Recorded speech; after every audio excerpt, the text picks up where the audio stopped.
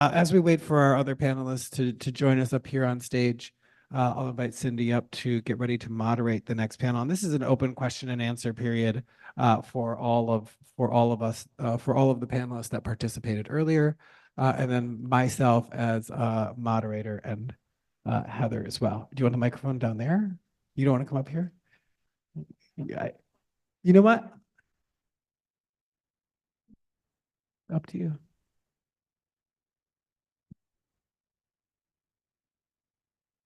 We just have two microphones.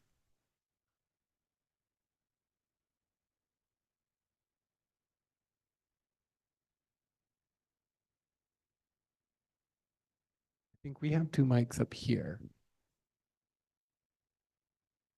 Oh, all right. I'll give you the mic. So now Kenneth is nervous because he's on the panel also.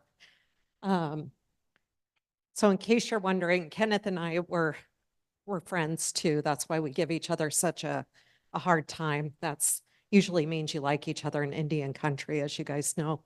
But thank you guys for all being on our panels and important discussions, great words. And so now we're going to open this up to audience Q&A. I have Christy over there. So if you could just raise your hand if you have any questions.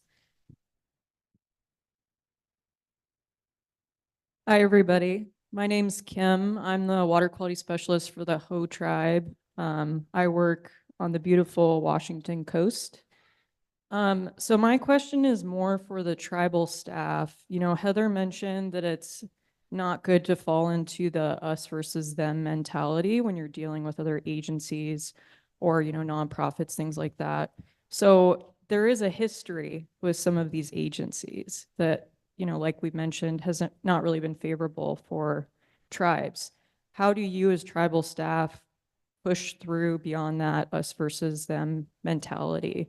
You know, where I work, as Russ mentioned, there is co-management. The tribes work with the state following the Bolt decision to manage fisheries, but the state did not recognize that right for a really long time. It wasn't that long ago that Billy Frank Jr. was being arrested for fishing. So yeah, if you could provide perspectives of how to kind of move through that in order to have a positive relationship with different organizations that don't necessarily have the same values or didn't used to as tribes. I guess I'll start as a tribal administrator for a large tribe. I manage almost 30 different federal programs, and all of them have different processes and different ways to manage and different ways to apply for that money.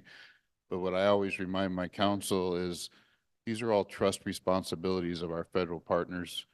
Some of them have been shucked onto our state partners to provide those services. But so in my approach in the last 7 years, I have learned how to work very well with the federal partners, but I also always keep in mind that we're both in the room for the same reason, and that is to serve the people I work for and provide that trust or treaty responsibility to the citizens. So and I don't usually take no for an answer, and that may not be the best route for everyone, but in my world, it seemed to be better to just keep moving forward and asking politely, but making sure we get what we ask for in the end.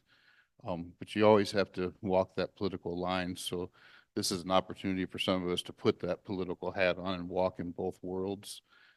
So this is where the opportunities I get to influence our federal and state partners is in engagements like this, where we can talk about the needs and the hurdles we have to go through. That was a great question.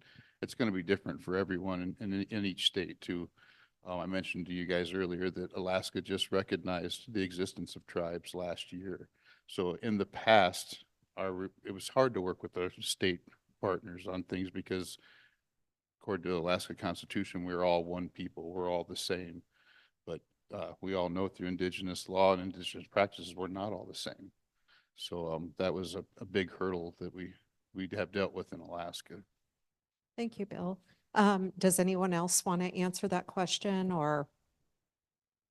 Oh, can't top Bill. Okay, next. Oh, okay, yes, Councilwoman.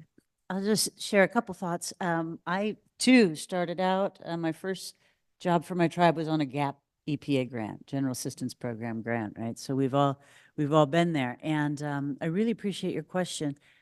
An elder told me early in my adventure in working on environmental issues, and I was very frustrated, very not making a lot of progress. And she said, you know, it's important to know who your enemies are, but it's at least as important to know who your friends are. And as we work, I find that there are lots of folks, whether it's state agencies or federal agencies, who want to see the right things happen. And they often can't do some of the things they'd like to see happen themselves. Leah earlier mentioned how, you know, land use goals and prior decisions made sometimes tie her agency's hands. But you know what they do? They know the system. They know how the game is played. And if you can find someone, and often you can over time, who is open to having a conversation and hearing where the tribe wants to go, where you're trying to go, and sometimes they're willing to give you some advice. Have you thought about this? Have you met this person? Have you thought about this process that comes up every 3 years? That might be your opportunity to change the standard or whatever it may be.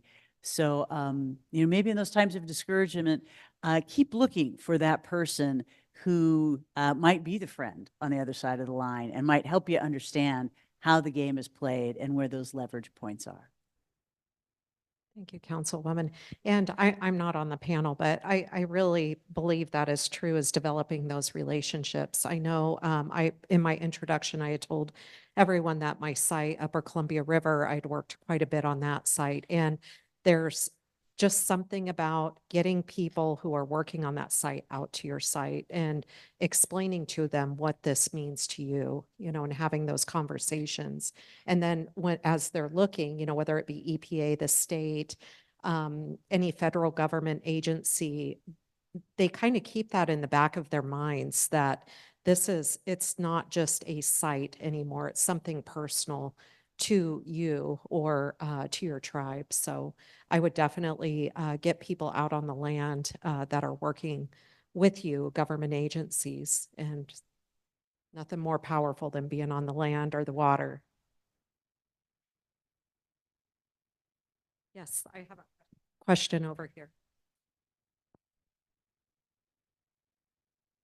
First of all, I'm very grateful to be surrounded by incredibly knowledgeable people, which is you and me. And the panel is just incredibly amazing. My question is, how old are the foundation of indigenous stewardship? And my thought is the establishment of ANGSCA 1971, and also the creation of EPA IGAP program. And most importantly, it's the elders even before 1971. So, what are your thoughts about that? Thank you. Oh, I see Bill reaching up. Thank you, Bill. Well, I guess I'll talk again, since I brought Angska to the party. You know, the elders in my family and the elders in my region have been stewarding the land long before Angska ever came around. That was only put into place to let the pipeline go through and let the oil drain and destroy the ground up north. So that was the reason Angska was put into effect, was about money and resources. But when that happened, that took away our elders and our people's ability to be stewards on the land. It created this, for no better word, the checkerboard pattern of how you can protect something. And we all know that fire, air, water, they know no boundaries. We've said that today too. So it's created a huge hurdle, and it's made for the next generation they're trying to steward land through a different lens. they don't steward the land the way their great grandparents did before ANCSA, because they don't have the same rights, or they don't have any rights to do that. So it's created a loss in our next generation of people, because they don't know that path. So when I think of capacity, which we've talked about a lot today, the capacity that the people in my region need is the capacity to deal with bureaucracy.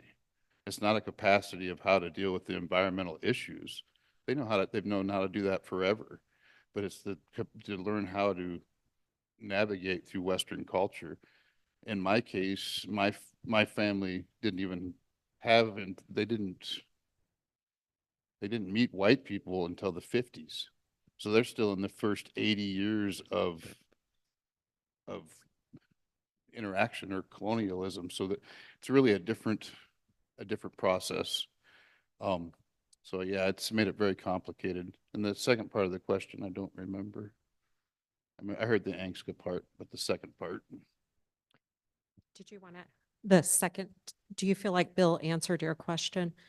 Also, if we don't mind, if you could introduce yourself and where you're from, it would help the panelists kind of know, if they're kind of in the same realm as you or area, and then I'll ask for you to introduce yourself also, please. In most cases, it's kind of hard for me to understand because of my hearing. Okay. So, I think, yeah, I accept your words and your knowledge and stuff. And I thank you for it. And well, I guess that's all I have for this question. Thank you. Thank you, So- Lim Lim. Okay, we have some questions in the back.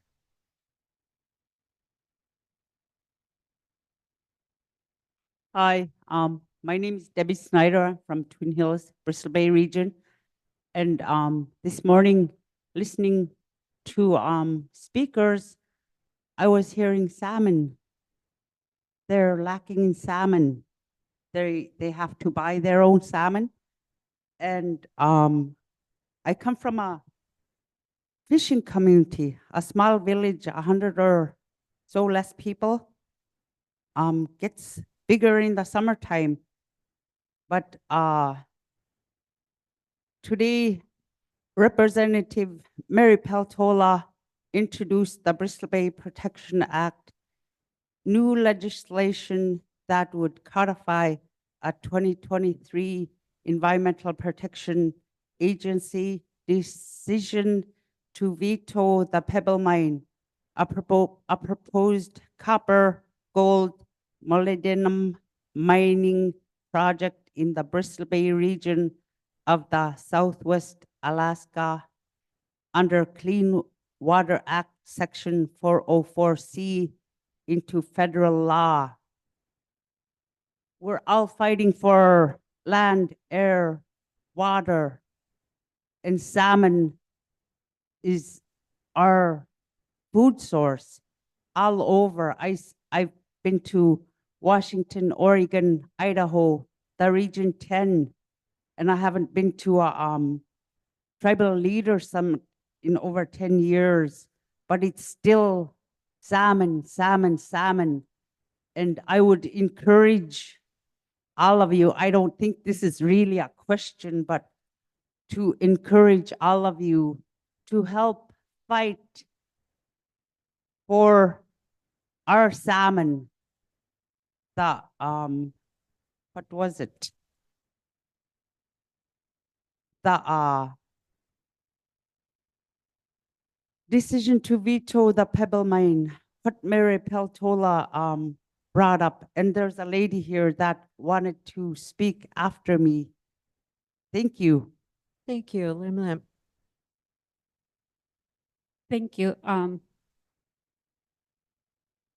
My ataka, angorta, anaka, chironakok, huinga, chiutak. My dad is angorta, my mom is chironakok. My Yupik name is Chiutak. I am otherwise known as Marianne Johnson. And my comment, I guess, mostly directed at Casey Chicken Leg 6 Killer. Yeah, and, yeah, you remember me. um, you know, I met Casey during one of our consultations, and that's why I know my chicken legs. And when Bristol Bay got its protections passed, I thought I was done with my fight to protect Bristol Bay. I'm like Debbie, I'm from a rural village in Bristol Bay. Our whole region depends highly on salmon and habitat. But last spring, about a year ago, I was invited to a Southeast Transboundary Summit. And there was a young lady from Canada that was encouraging all the tribes to involve their young youth. But what she said really impacted my decision to stay in the fight, I guess. She said that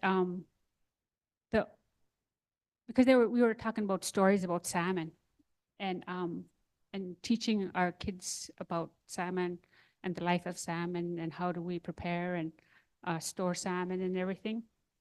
And she said, the only salmon I know are the stories that my elders tell me. And that almost made me cry because they don't have the salmon to work on. They don't have the salmon to tell their stories. The only thing that she can relate to is hearing stories from her elders, and that really impacted me. And the state of Alaska and a proposed dam that's going into the that would affect Bristol Bay is what I'm commenting on. The state has introduced HJR 22 to I'm not really familiar, but then I'm assuming to assume the management of subsistence. And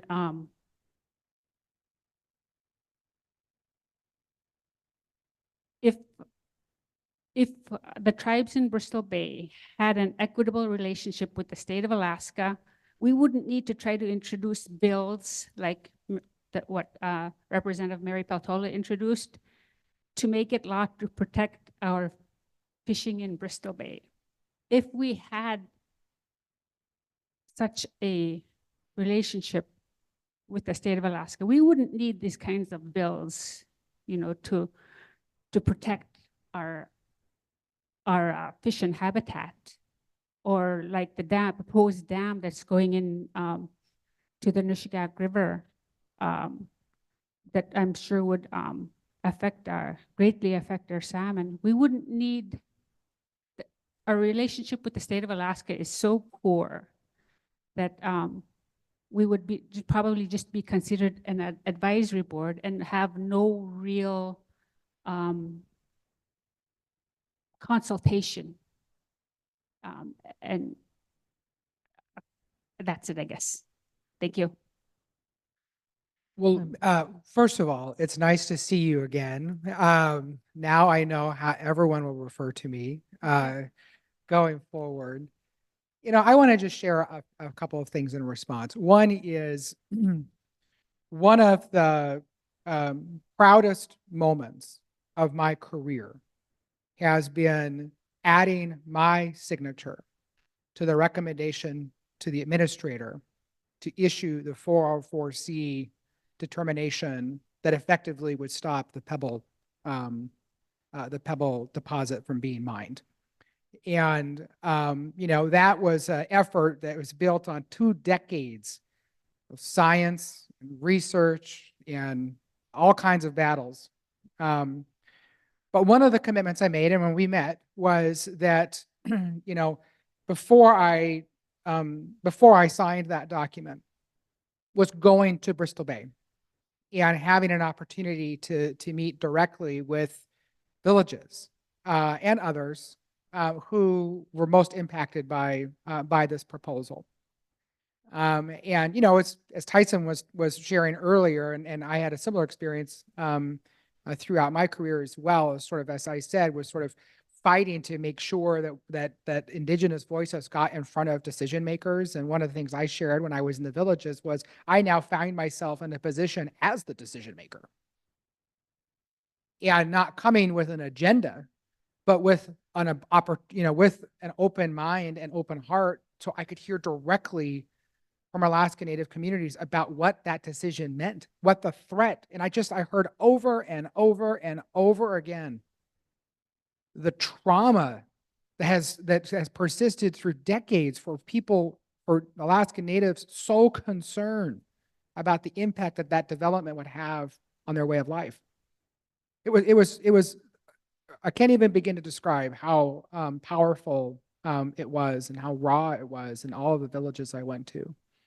And so being able to be part of that decision, and not just adding my signature, but working even in our decision document to pull forward the Indigenous knowledge as another justification for the decision we made, was a really proud moment for me in my career. And more importantly, I thought more reflective of all of the risks and challenges and the need for us to issue a very, very rare 404C determination under the Clean Water Act. And even though we can't make our decision, as Councilmember George said, even though we couldn't make our decision based on that, didn't mean we couldn't talk about it. It didn't mean it should be buried in an appendix or just in a press release. It needed to be upfront, framing why we were taking an action. And guess what? That is one of the things the state of Alaska and others are challenging our decision on. That, if that isn't motivation to making sure that you are heard and seen and your knowledge informs decision making, I'm not quite sure what else is. But I am so proud of our decision document. I am so proud of the work that our team has done through the years. And I know we put forward an incredibly durable, legally durable decision. But the fight continues. The fight continues. So thank you for sharing that. I appreciate it. It's nice to see you again. Thank you, Casey. Good morning. My name is Clarence Leidy. I'm a current president and council member for Douglas Indian Association, Juneau. I'm also a fisherman on the Taku River. Started fishing there in 1963. William up there on the panel brought up Angska. Now, what we are here at Douglas Indian Association, where we have found out a couple of years ago that around 1919, there were 100 reservations proposed in Alaska. Only one was ratified, and that was Metlakatla. We've been trying to find out information on these proposed reservations. We have found out that we, of the Taku River people, have 2 small reservations on the river. Now, if you follow Metlakatla and follow their fishing fight with the state of Alaska, you'll find out that they won their fishing rights, but the state is appealing it. But if there was over 100 reservations proposed in Alaska and none of them ratified, then something needs to be, we need to do research on this. Because if the reservations were proposed and these 100 tribes in Alaska could get together and fight for these reservations, then they'd be predate Angska, which has been a nightmare to most of the Alaska Natives. But this is more of a statement, I guess.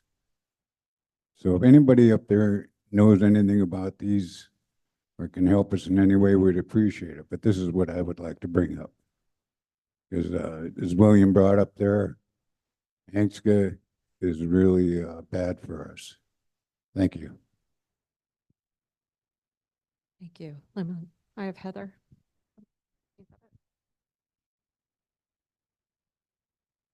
Thank you so much. I'm going to talk a little more about that when I speak again, but I just wanted to mention briefly, as was talked about in developing the Alaska Native Claims Settlement Act, is that it extinguished all, uses the word Aboriginal land rights and claims in Alaska, as well as all subsistence, fishing, and hunting rights. As oil was discovered in the north and the state of Alaska, federal government started to claim those lands. They were overlapping indigenous land territories and claims as well. Udall was the head at the time, and he did a land freeze, federally, a land freeze on the state of Alaska so that nobody could claim any land until a decision was worked out. And that's what led to ANCSA, this big discussion, supposedly, between the executive branch, the US Congress, as well as the state of Alaska, and representations from indigenous peoples in what are now considered 12 specific regions. Congress argued that the state of reservations in the 1960s and 70s in the lower 48 was not that great, with a lot of poverty and unemployment. And this is one reason that there ended up being the extinguishment and not going forward with reservations. And because of ANCSA, it now extinguished those proposed reservations. What I think is promising, though, in the work I've done with the Ninilchik Village tribe, is that recently there was a specific line in a declaration that said Alaska Native tribes could not put land into trust and create reservations. However, that has been removed and overturned. So now Alaska Native tribes can apply for and put forward to the BIA land to put into trust to create reservation. This Secretary of Interior supports that. But yeah, that's what I know on it, if that's helpful at all. I'd like to add something. This is why we have courts. And this is, this is a deal that would have to go to the courts. Because to sit there and get rid of people's rights just because they wanted to, it's not right. And we know that. You know that.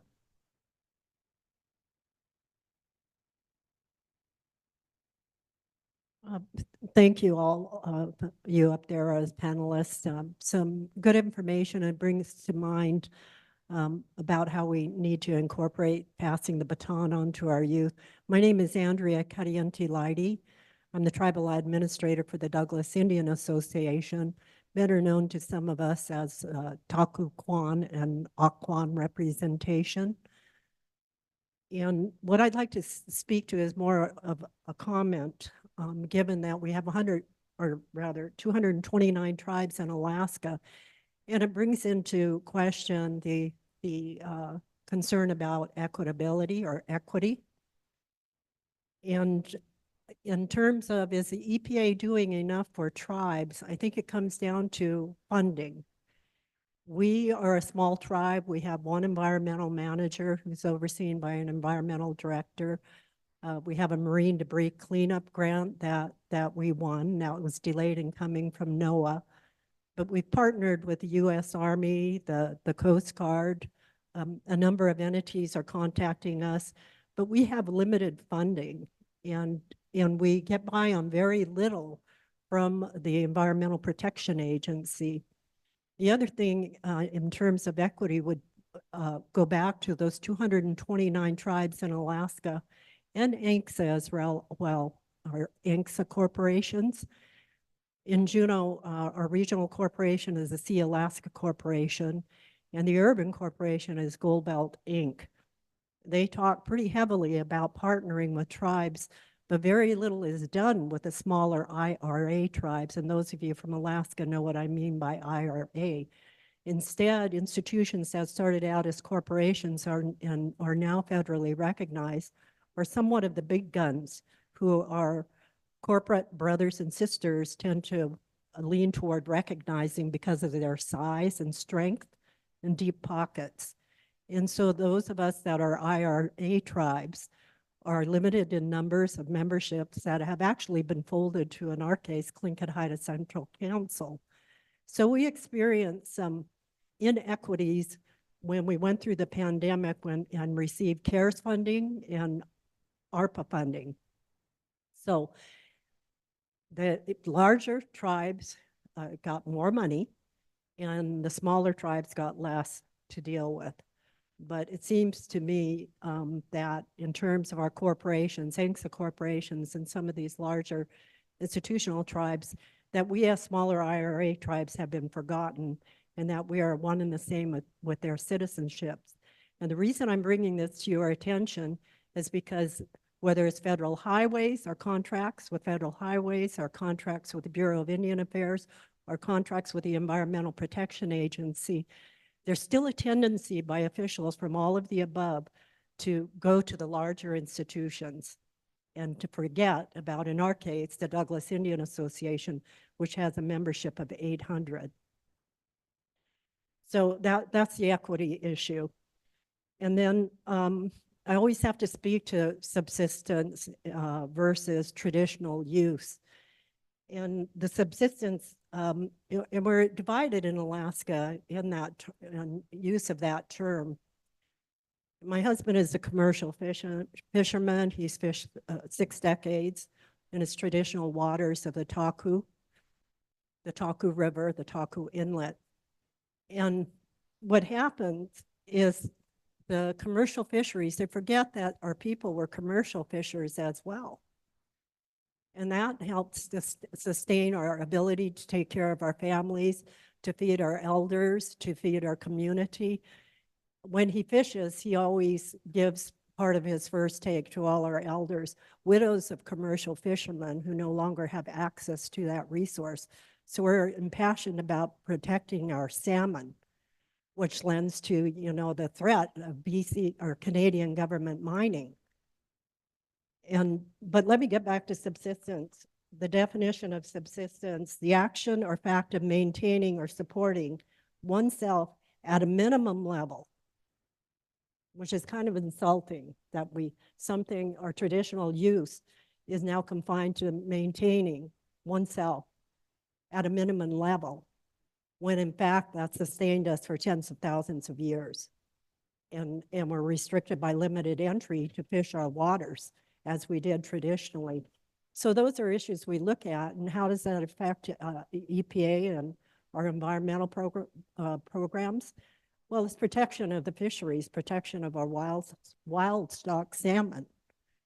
And you know, my husband himself has brought in fish that show cancerous growths, and we've turned that into labs to figure out what's happening. Why are our salmon getting tumors? Why are they smaller? So those are concerns that we'll continuously and arduously look at. Back to the mines, that we're a member of the Southeast Indigenous Transboundary Commission. Our president is seated as one of the commissioners on that for Southeast Alaska. And we're finding that it's creating a division between our BC brothers and sisters of the Taku Kwan in particular. And I don't say this as anything demeaning toward them. It's just that US man-made government border has divided us as a people. And they haven't divided us historically. We're still one and the same.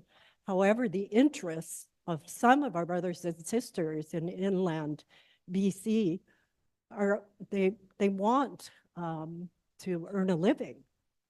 their economy needs to be boosted. So some favor the mining, and then we have these rich corporations like Canagold with the Polaris mine and supporting the gold mining that have convinced some on the other side of the border of our indigenous people, First Nations people, to support the mining efforts. And then it divides our position as a Douglas Indian Association on the watershed of the Taku, where the salmon are heading upstream, up the river. And we're trying to protect the health of the salmon, you know, from mine tailing, spills, and they wanted to run a hover barges through the Taku with these the toxic waste from mines, things like that. And unfortunately, it has served and you said ask the hard questions, not really a question, but it's pointing it out, because our river, the Taku, isn't the only river that's affected. I'm sure now, I mean, all these rivers running through Canada that have mines set up are affecting almost all of our Southeast Alaska communities, and then some, I'm sure, down through Washington. We have the Chilkat River, we have the Taku River, we have the Stikine River, which runs through Wrangell. We have the Unic River. And so all of these, we're being hypervigilant and conscientious about being good stewards of not just our lands, but our waterways. But somewhere, the US, and this is kind of ironic because it's like the Canadian crown versus us, the US. And so we need those transboundary discussions on a much larger level with the US EPA joining forces with the tribe to discuss these serious issues. Thank you. So Thank you. maybe I'll respond. I think we're at time for the panel as well. So I want to offer a few responses, at least on behalf of EPA. One is Assistant Administrator Jane Nishida will be here on Thursday. Jane is leading our efforts on transboundary mining issues on behalf of the agency, and Kenneth obviously is part of that effort as well. And we have others here from Region 10 who've been very involved in not just Southeast issues, concerns along the Southeast, the border along the Southeast of Alaska, but also the work that we're doing along the northern border as well. So that's something I think for folks that have interest in that, I think Assistant Administrator Nishida will be able to speak more to some of the specifics when she's here tomorrow. I think, when you talk about, equity, I think about access as well. I think that's where the Indian General Assistance Program, or IGAP program, comes into play. And I know we have many members of our Tribal Trust and Assistance Branch either here in the room or joining online. They are, at least for our agency, kind of the front line, right? They are the front door into our agency, and being able to think about different ways to access additional resources from federal programming within the EPA. But specifically in Alaska, we've talked about ANCSA. One of the great injustices in ANCSA was, tribal communities also selected lands. And in many cases, there within those lands were known contaminated federal properties. And now for 50 years, Alaska Native communities have been stuck with the burden of trying to figure out how to get those lands cleaned up. And I'm really excited about the fact that as part of our agency's commitment to environmental justice made possible, the funding wise under the Inflation Reduction Act, we have a new $150 million program dedicated specifically to address ANCSA contaminated lands and to address other issues around climate resiliency. That's on top of another brand new $40 million program specific to helping Alaska Native communities address those contaminated lands. So, sort of from a funding perspective, those are things we would be happy to talk more with you or anybody else about. And it's just super important to us to be able to make sure those resources get to the communities that we know will put them to great use. So I know that some of us are leaving after this panel, but others will be here. And I hope if you didn't have a chance to ask a question, that you'll grab one of us. That's my if you line, have it. Casey. Thank you, though. Yeah, EPA is not running this, but thank you. No, we did have another question in the back, and if you would like to come up, then we could have them answer the question. But for those who are needing to get lunch, or I'm not sure if there's any dietary needs, I'm going to ask Russ to go ahead and do our prayer. And then after that, everybody can help themselves, but I would ask that you let your elders go first, and you know, people with medical needs that need to eat. But I'm going to have this gentleman come up after that. And maybe the panel can stick around to answer his question. Also, for the lady who just spoke in the back, great news. The Transboundary Mining Conference is in Juneau in August. So there should be a lot of people there that can really work on this transboundary mining. It's a great resource. EPA's there. Also other experts, other tribes, you know, there's a lot of best practices. So Juneau, August, end of August, there's a Transboundary Mining Conference. Oh, thank you, Russ. Thank you. If I could have everybody stand, please. Well, while I have the floor, I was interested, how many fellow veterans are in the room? Thank you. Thank you for your service, because without you, we wouldn't be here to be able to speak for the salmon. So pray in your own way. Creator, thank you for this great day. Thank you for the hospitality. Thank you for the graces, for the travel to get here. More importantly, thank you for the families that support our work. Please keep your hands on the ill and keep our families safe. In Jesus' name, amen. Thank you.